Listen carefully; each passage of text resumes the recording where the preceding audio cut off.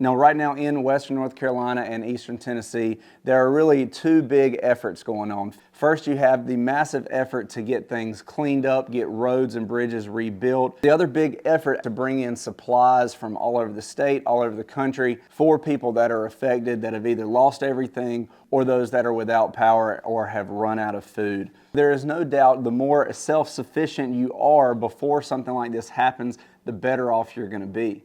A lot of people, when they think about prepping, they think about the doomsday prepper that's prepping for the apocalypse. Well, the people in Western North Carolina right now are experiencing their own personal doomsday.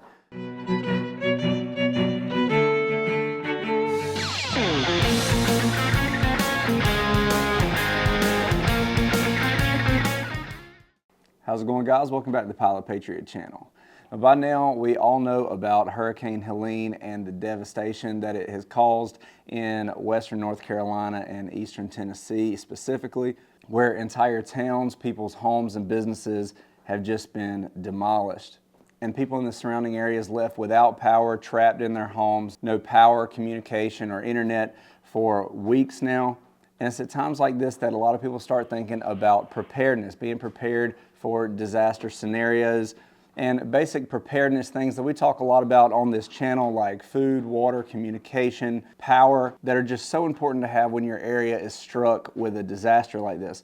Unfortunately for many in these areas, even being prepared beforehand isn't enough because your entire home is wiped away and any preparations that you had go along with it. And that's when the relief efforts and the community support and things like that come into play. I did just get back from a trip delivering supplies to Western North Carolina, so I will talk a little bit about that. There's also another larger group outside of those decimated areas that still have their homes. Maybe they had some damage, but it wasn't totally destroyed. Maybe some that are stranded in their homes because the roads that they use to access their home and towns have just been wiped away, that are now living without power for several days and weeks. Now, hopefully those people are receiving some support, but there is no doubt the more self-sufficient you are before something like this happens, the better off you're going to be. The majority of Americans don't have any more than about 3 days worth of food in their homes and very little backup power options. So it's the basic preparedness items that we talk about, like having a backup food supply, water supply, generators and fuel, things like that, that are really going to get you through those initial days and weeks until power can get back on and supply lines can start coming into that area again. Now, I realize large portions of these areas are going to take months and years to rebuild. Some may not ever come back, which is why at a bare minimum, I recommend having 3 months worth of food and water stored in your home. A lot of people, when they think about prepping, they think about the doomsday prepper that's prepping for the apocalypse. Well, the people in Western North Carolina right now are experiencing their own personal doomsday.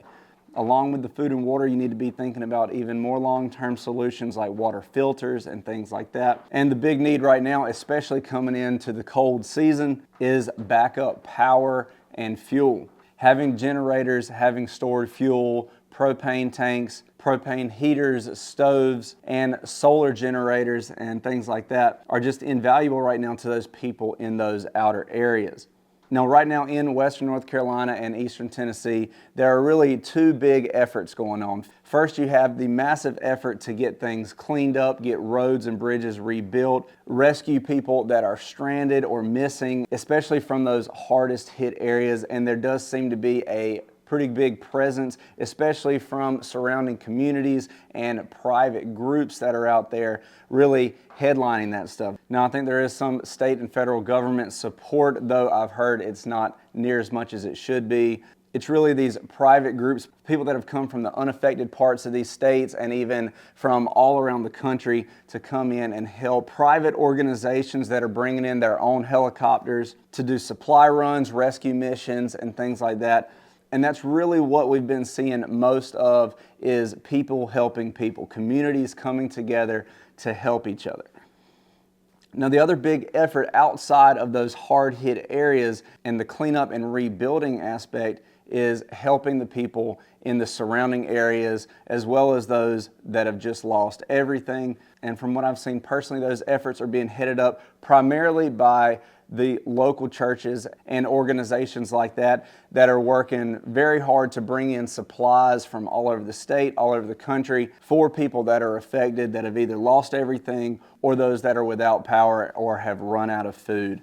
So like I mentioned before, I just got back from a trip to Western North Carolina, bringing a trailer load of supplies up there. And a big concern people are having right now is where to send supplies to. There seems to be a big concern about how these supplies are being allocated, how money is being used, not knowing if it's going to the right places or if it's even getting to the people that need it. So unfortunately, you really do have to be careful about what organizations you support and where you're actually sending these types of supplies and stuff to. So what we did is I partnered with my local church here in my area along with the Baptist on Missions organization, and they have several distribution sites throughout Western North Carolina and Eastern Tennessee, set up at churches and other large facilities where all these supplies can be brought in, stored, and then distributed safely to the people that need it. And there are plenty of organizations like that, Baptist on Missions, Samaritan's Purse, and others like that, that you can safely give your support to, and you can feel confident that whatever it is you're sending, whether it be supplies or money, is actually being used to support the affected people of that area.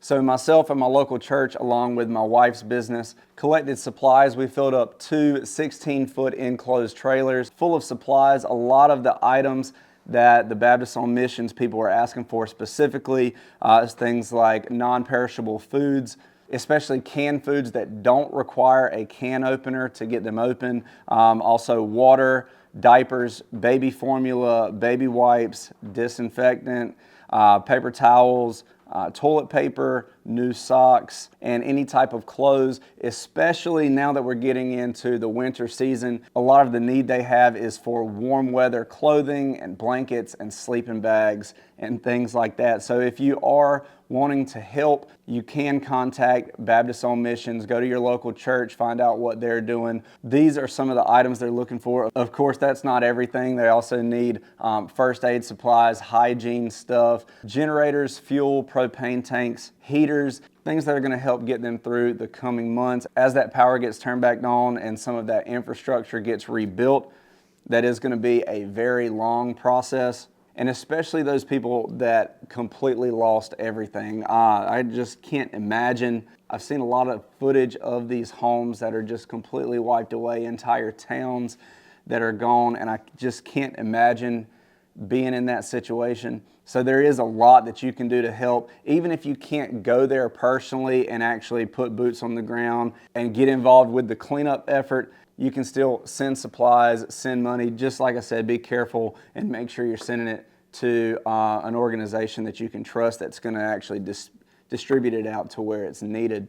No, the way a lot of these distribution centers are set up, they're set up outside the heavily affected zones. That's where they're collecting all the supplies and storing them.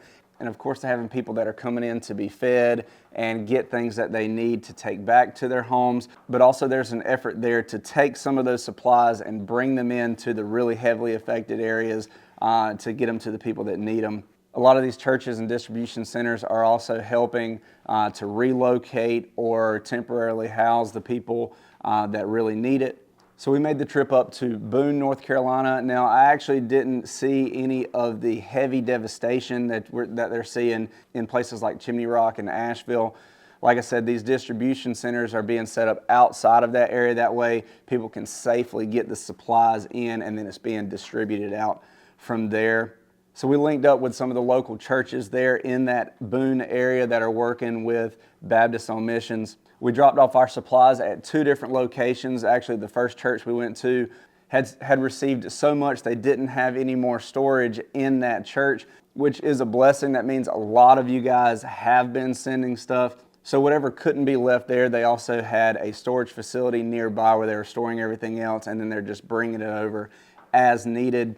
Again, this is going to be a long-term effort. This is going to go on for weeks and months and stuff. So it's really a great problem to have that the first place we went to actually was full and couldn't take much more. But it's great that they do have that extra storage facility to store those other items and then bring them over as things start getting used and taken out to the affected people.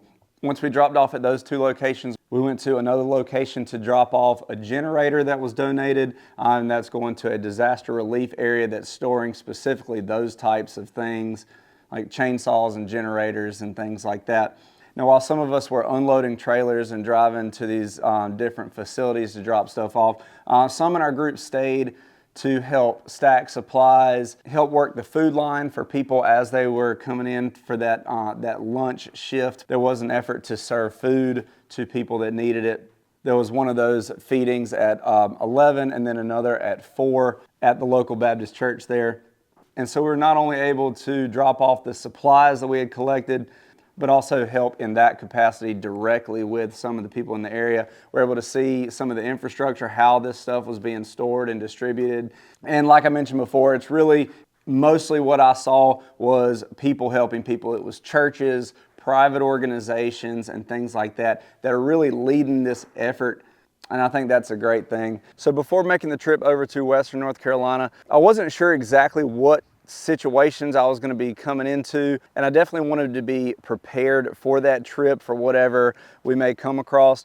Now, I wasn't there for very long. I was primarily there to drop off the supplies that we had collected, but I just wanted to run through quickly with you guys some of the stuff that I brought with me just in case we ended up needing it. You can see I do have my big overland rack here mounted on the truck. Now, this doesn't stay up all the time, but I did put it on for this trip.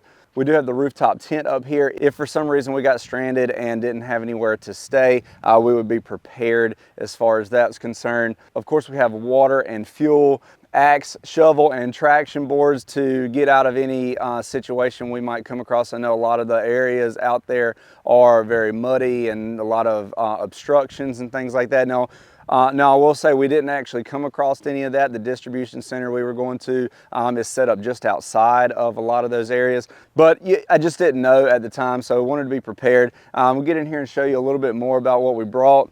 Now, of course, there are things that stay in my truck at all times. I have a significant get home bag kit that is always in my truck. I have done a full video on that. If you haven't seen that, I'll link to that right here at the top of the screen. I also have another box that is kitted out with various camping survival supplies, things like that, anything you might need for an extended stay. But along with that, some of the things I bought specifically for this trip, first is chainsaw, just in case we did come across any obstructions, trees blocking roads, things like that. Again, we did not, thankfully, but we were prepared. So we had the chainsaw along with some bar oil, chainsaw toolkit with extra chains, files, things like that. And of course, some mixed fuel for the chainsaw and some chainsaw chaps for safety in case we did need to use that. Also have 20 gallons of fuel for my truck in jerry cans here, a 5-gallon water jug, and my solar generator with solar panel. And also inside the truck, I made sure I had a couple changes of clothes and some warm weather gear. Again, these are things just in addition to the supplies that I was taking down to deliver to help with the relief effort. I also wanted to make sure I was prepared myself to make sure that I could navigate the area and safely get myself home. So this is just some of the stuff that I brought along to make sure that happened. So first and foremost, guys, our prayers are with the people in these areas affected by Hurricane Helene.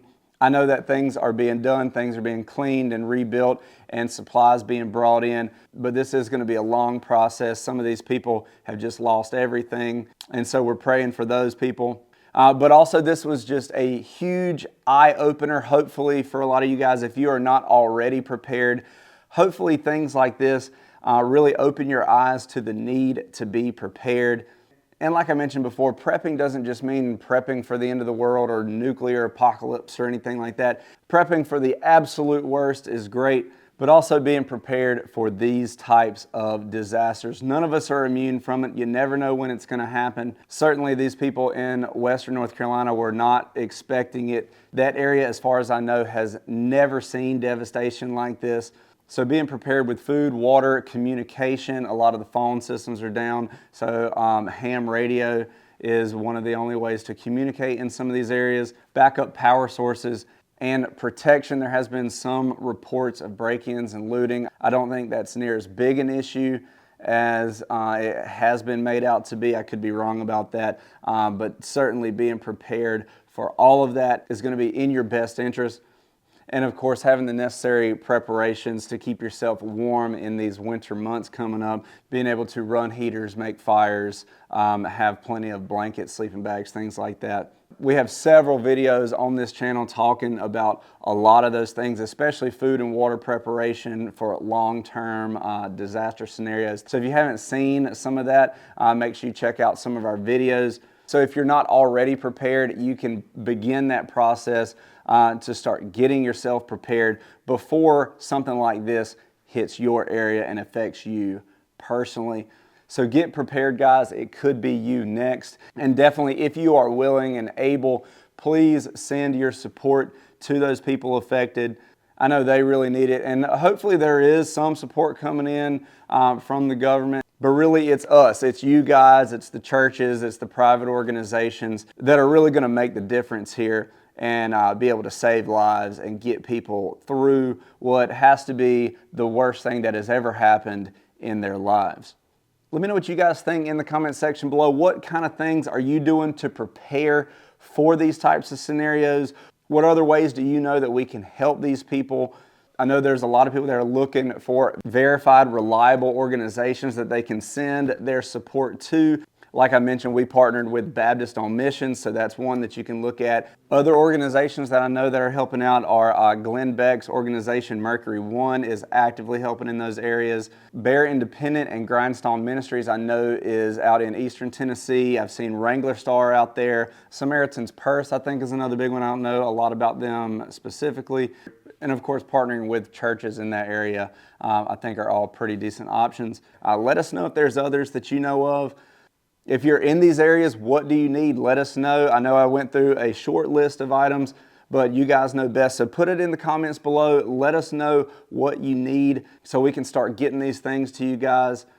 As tragic and devastating as these things are, there is always lessons that can be learned. So I hope you guys are thinking about that. And if you're not prepared, get prepared. Thanks for watching, guys. Please like, share, and subscribe, and we'll see you next time.